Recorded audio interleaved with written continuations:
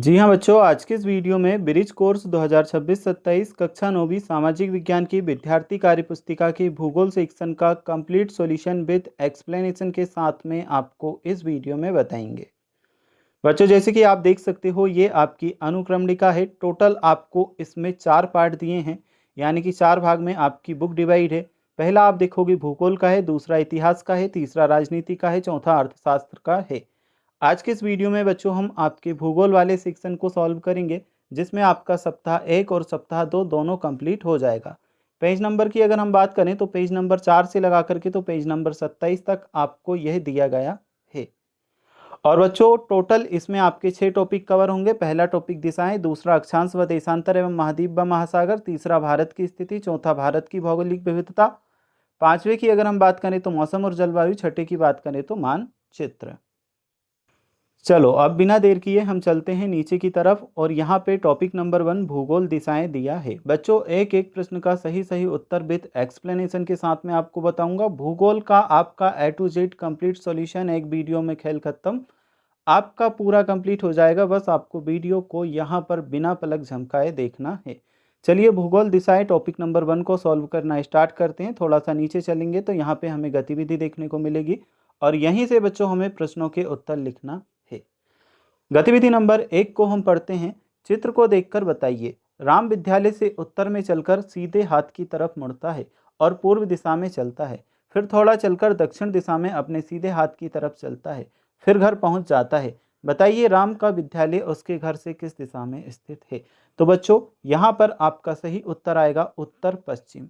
उत्तर पश्चिम दिशा में, उत्तर और पश्चिम दिशा में स्थित है। ठीक है, यहाँ पे लिखने के लिए आपको जगह नहीं दी थी, इसलिए मैं इस तरह से लिख करके आपको बता रहा हूँ। सेम चीज़ें यहाँ पे भी लिखी है, उत्तर पश्चिम, आप चाहो तो यहाँ लिख लेना। ठीक है, अब दूसरे नंबर के प्रश्न को हम देखते हैं। चित्र देखकर बताइए कि बिंदु बी बिंदु ए की किस दिशा में स्थित है। तो बच्चों, इसका उत्तर, पहले नंबर के प्रश्न का उत्तर हमने यहाँ लिखा है, दक्षिण पूर्व दिशा में स्थित है। चित्र देखकर बताइए कि ए बिंदु बी बिंदु की किस दिशा में स्थित है। तो यह उत्तर पश्चिम में है, इसलिए उत्तर हम करेंगे उत्तर और पश्चिम। गतिविधि नंबर 3 हम देखते हैं। चित्र में देखकर बताइए कि पी बिंदु क्यू बिंदु की किस दिशा में स्थित है। इसका बच्चों सही उत्तर हमारा रहेगा उत्तर और पूर्व दिशा।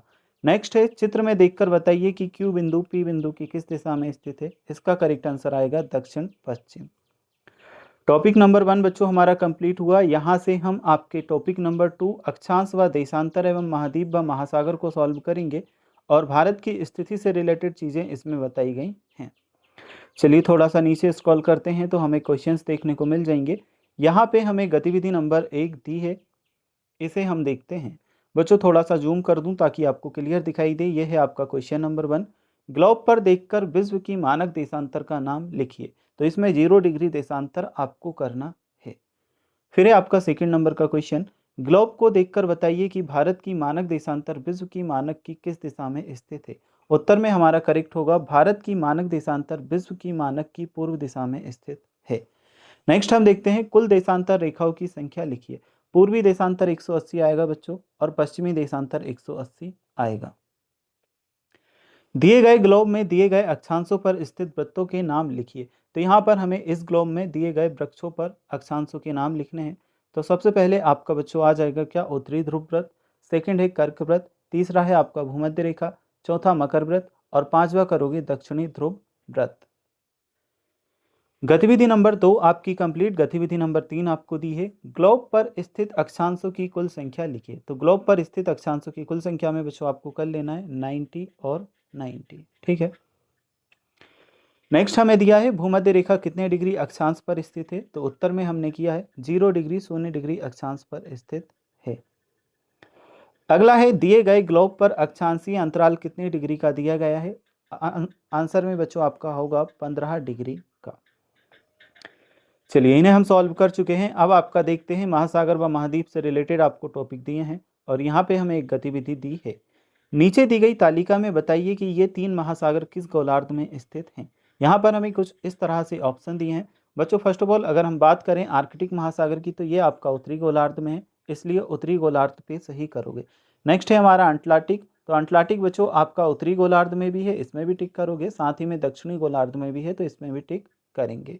नेक्स्ट है हमारा हिंद महासागर, तो ये ओनली ऑन दक्षिणी गोलार्ध में है। चलिए ये हमारा कंप्लीट। इसके बाद हम देखते हैं जो हमारी गतिविधि और दी है, नीचे दी गई तालिका में बताइए कि ये 3 महाद्वीप किस गोलार्ध में स्थित है। ठीक है, तो किस गोलार्ध में है बच्चों, ये हमें बताना है। उत्तरी अमेरिका महाद्वीप दिया है, दक्षिणी America, Africa, Australia, Antarctica. First of all बात करें हम उत्तरी अमेरिका, तो ये उत्तरी गोलार्ध में है और पश्चिमी गोलार्ध में है। दक्षिणी अमेरिका हमारा दक्षिणी और पश्चिमी गोलार्ध में है। अफ्रीका दक्षिणी और पूर्वी गोलार्ध में है। यूरेशिया ये जो हमें दिया है उत्तरी और पूर्वी गोलार्ध में है।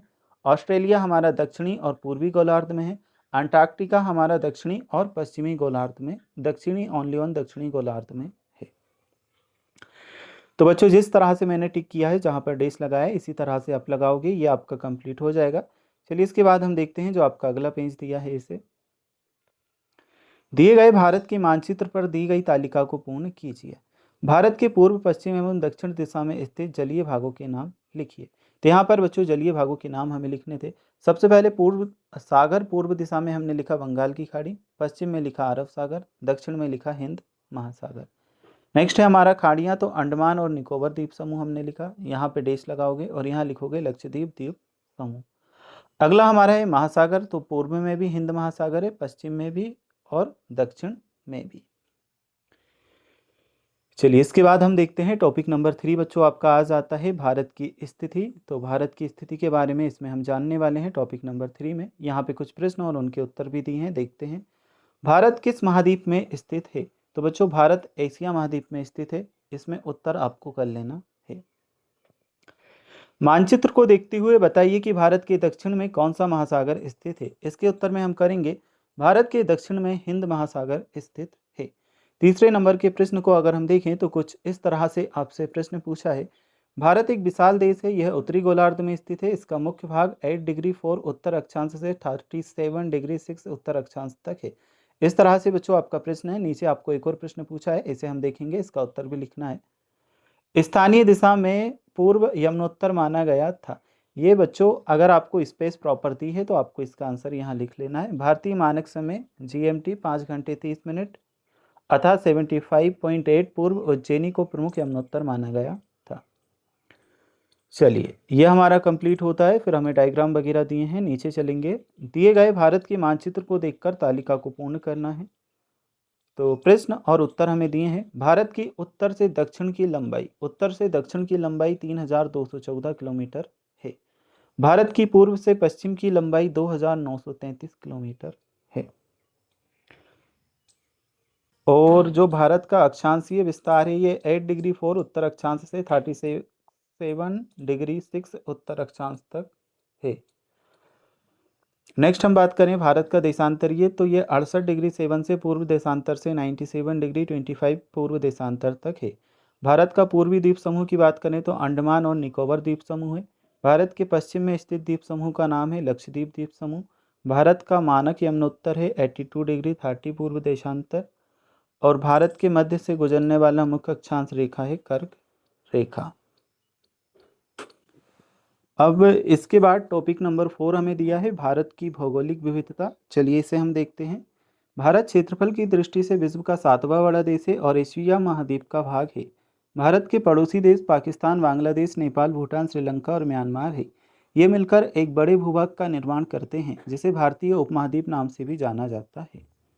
तो यहाँ पर हमें मानचित्र दिया है, ये हमारी गतिविधि है, इसे हम सॉल्व करेंगे। भारतीय उपमहाद्वीप में सम्मिलित भारत के पड़ोसी देशों के नाम दिशाओं के अनुसार लिखिए। पूर्व दिशा में स्थित देश, तो यह आएगा बांग्लादेश और म्यांमार।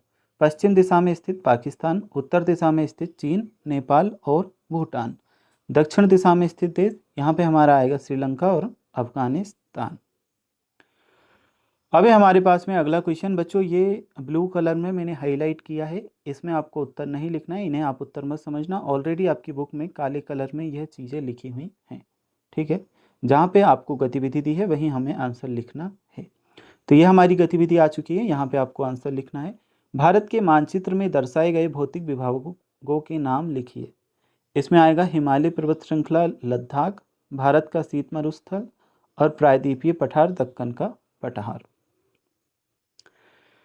इसके बाद चलते हैं तो गतिविधि हमें दी है, निम्नलिखित खाली बॉक्स में नदियों को पहचान कर नीचे नदियों के नाम लिखिए।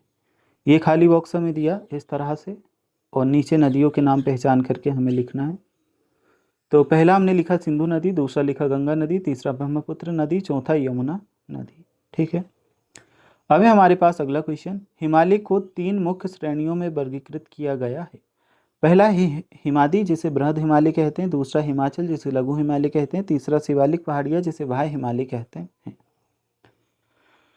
तो यहाँ पे गतिविधि दी है, निम्नलिखित ए और बी बिंदुओं को सही मिलान कीजिए। किस तरह से मिलान करना है चलिए देखते हैं।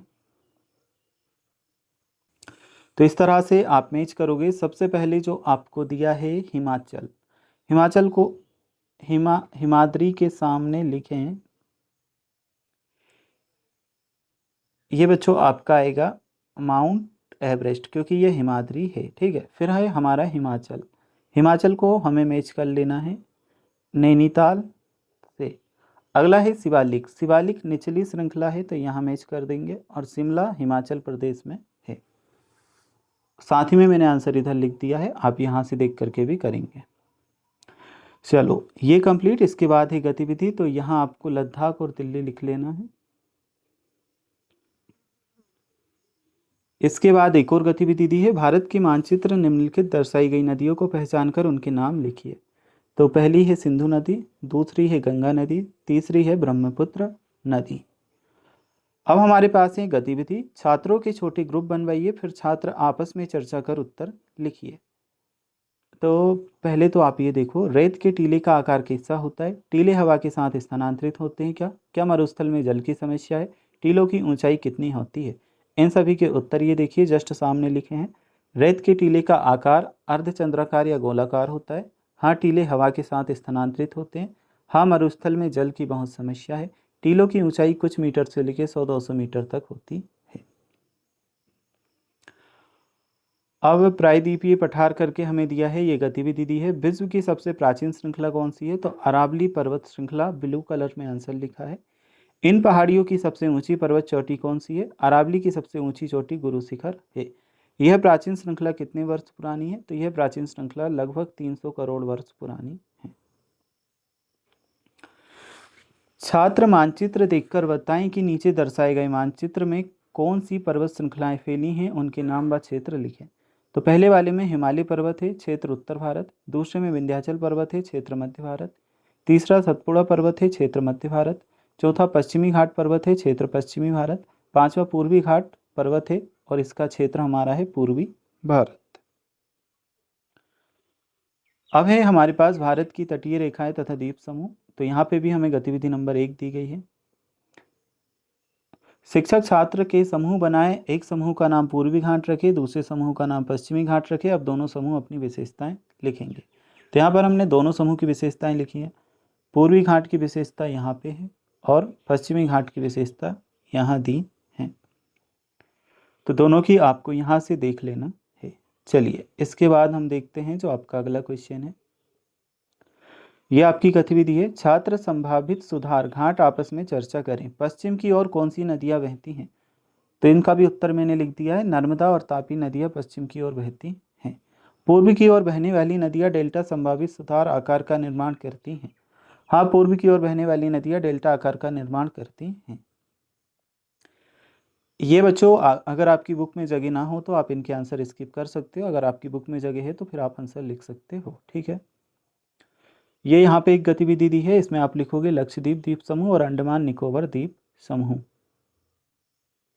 अब हमारी नेक्स्ट गतिविधि है, आपस में चर्चा करें। भारत का एकमात्र सक्रिय ज्वालामुखी क्षेत्र कौन से द्वीप समूह में स्थित है? तो भारत का एकमात्र सक्रिय ज्वालामुखी क्षेत्र अंडमान और निकोबार द्वीप समूह में स्थित है। सेल्यूलर जेल किस द्वीप समूह में स्थित है? सेल्यूलर जेल अंडमान और निकोबार द्वीप समूह में स्थित है।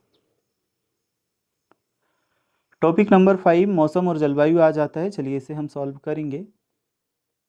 तो कुछ इस तरह से मौसम जलवायु को समझाया गया है। मौसम व जलवायु में अंतर हमें बताने हैं। तो एक साइड है मौसम, इधर है जलवायु। समय, मौसम अल्पकालिक होता है, जलवायु दीर्घकालिक होती है। मौसम शीघ्र बदलता है, जलवायु धीरे बदलती है। और मौसम का मतलब आज की बारिश, जलवायु का मतलब किसी क्षेत्र में औसत वर्षा। ये उदाहरण है, ठीक है। सही गलत। मौसम लंबे समय तक एक सा रहता है, गलत। मौसम तो बदलता रहता है, ठीक है। जलवायु किसी क्षेत्र की स्थायी विशेषता है, सही है। आज का तापमान जलवायु का उदाहरण है, गलत है। गतिविधि आज का मौसम मेरा अवलोकन। बच्चों आप इसे अपने अकॉर्डिंग भी कर सकते हो, जैसे कि आज का तापमान लिख करके लिख सकते हो 32 डिग्री मैंने लिखा है। आप अपने अकॉर्डिंग अलग चाहो तो अलग लिख सकते हो, ये चाहो तो यह लिख सकते हो। आसमान थोड़े बादल लिखा है, वर्षा हो रही या नहीं तो नहीं लिखा है। और पवन यानी कि हवा तेज है या धीमी तो धीमी है। और आर्द्रता कम है या ज़्यादा तो कम है। अब है नेक्स्ट हमारा क्वेश्चन, इन्हें मौसम और जलवायु में छांटना था। तो देखिए मौसम वाले बॉक्स में आपका क्या क्या आ जाएगा। ये आज सुबह ठंड है, कल तेज हवा चली, आज दोपहर तेज धूप है, आज आर्द्रता अधिक है, आज तापमान 38 डिग्री सेल्सियस है, कल शाम आंधी आई थी। जलवायु वाला जो आपका कॉलम है इसमें लिखोगे राजस्थान में कम वर्षा होती है, केरल में अधिक वर्षा होती है, लखनऊ में वर्षा बहुत कम होती है, असम में साल भर बारिश वर्षा होती है, भारी वर्षा होती है, ठंड के मौसम में कोहरा पड़ता है। अब है गतिविधि, इसे हम सॉल्व करेंगे। मौसम जल्दी क्यों बदलता है, इसका उत्तर आप देखो। मौसम जल्दी जल्दी इसलिए बदलता है क्योंकि तापमान, वायु आर्द्रता, वायु दाब की स्थिति लगातार बदलती रहती है। जलवायु किसी क्षेत्र के जीवन को कैसे प्रभावित करती है, इसका आंसर है जलवायु किसी क्षेत्र के जीवन को वहाँ के तापमान, वर्षा, आर्द्रता और वायु की स्थिति के अनुसार प्रभावित करती है। जैसे भोजन, वस्त्र, आवास, खेती, स्वास्थ्य, जीवन शैली उसी के अनुसार विकसित होते हैं। अब ये बच्चों उदाहरण तो मैंने लिखे हैं, आप मत लिखना इन्हें, ओनली ऑन आपको समझाने के लिए लिख दिए हैं, इन्हें लिखने की ज़रूरत नहीं है, ठीक है। तो हम निकालते हैं नीचे। पृथ्वी के दोनों गोलार्धों में हवाओं का वायुदाब से निम्न वायुदाब की ओर चलना, यह हमें बताया है। दाब में परिवर्तन से मौसम बदलता है, तो सही है। और कम वायुदाब वाले क्षेत्रों में साफ मौसम रहता है, गलत है। वायुदाब को बैरोमीटर से नापा जाता है, सही है। मिलान कीजिए। कम दाब, देखो पहले को हम मिला देंगे। कम दाब वर्षा तूफान, अधिक दाब साफ मौसम, वायु तापमापी दाब मापन यंत्र। अब इसे भी हमें मैच करना है, तो इसे भी हम इसी तरह मैच करेंगे। तापमान का आएगा क्या, देखो थोड़ा सा जूम कर आपको बता दूं किससे किसको मैच करना है। तापमापी, वर्षा का आएगा आपका वर्षा मापी, आर्द्रता का आएगा आर्द्रता मापी, वायु की गति इसका आएगा पवन मापी, और वायुदाब मापी। बाकी आप इधर से देख भी सकते हो, इस तरह से करना है। अब है हमारे पास जलवायु को प्रभावित करने वाले कारक, स्पष्ट व्याख्या इस तरह से दिया है। गतिविधि सही या गलत हमें बताना है। भूमध्य रेखा में अधिक गर्मी होती है, सही है। ध्रुवों पर सूर्य की किरणें सीधी पड़ती हैं, गलत है। अक्षांश के कारण पृथ्वी पर भिन्न कटिबंध बनते हैं, सही है। गतिविधि, इसमें हमें मिलान करना है। उष्ण कटिबंधीय, इसे हम मैच करेंगे अधिक गर्मी से। शीत कटिबंधीय, इसे हम मैच करेंगे अधिक ठंड। समशीतोष्ण कटिबंधीय, मध्यम तापमान। अब ऊंचाई से रिलेटेड यहाँ पे चीज़ें दी हैं, ये ब्लू कलर में लिखा है लेकिन आपकी बुक में ब्लैक कलर में दिया है, तो इसके साथ आपको कुछ नहीं करना। अब हम देखेंगे जो आपकी अगली गतिविधि है। ऊंचाई का तापमान पर कोई प्रभाव नहीं पड़ता, यह बात गलत है। पहाड़ी क्षेत्रों में गर्मियों में भी ठंडक रहती है, ये बात सही है। मैदानी क्षेत्रों में तापमान सामान्यतः अधिक होता है, ये बात भी सही है।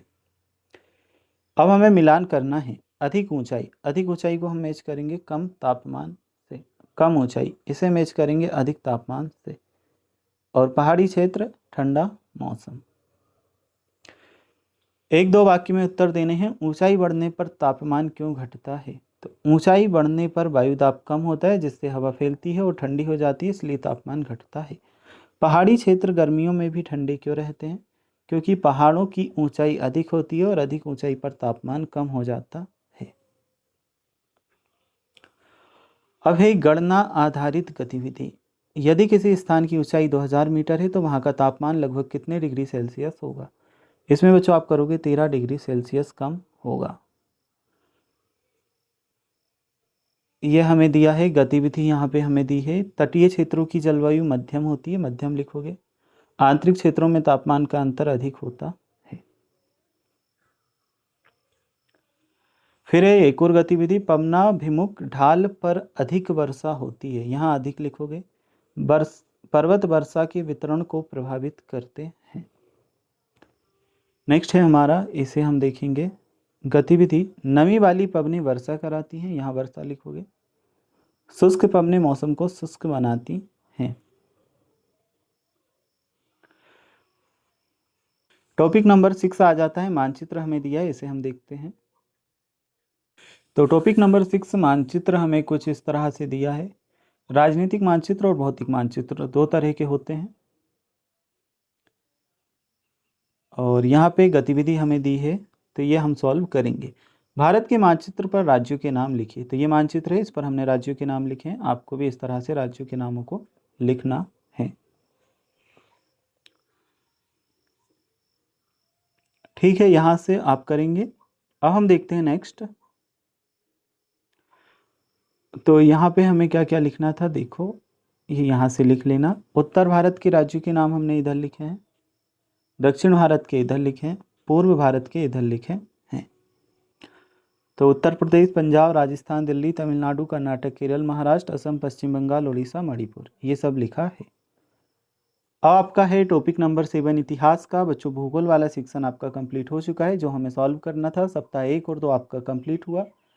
इसे हमने अगले वीडियो में सॉल्व करा रखा है। अगर आपको देखना है, आप हमारे चैनल के प्लेलिस्ट में जा कर के देख सकते हो।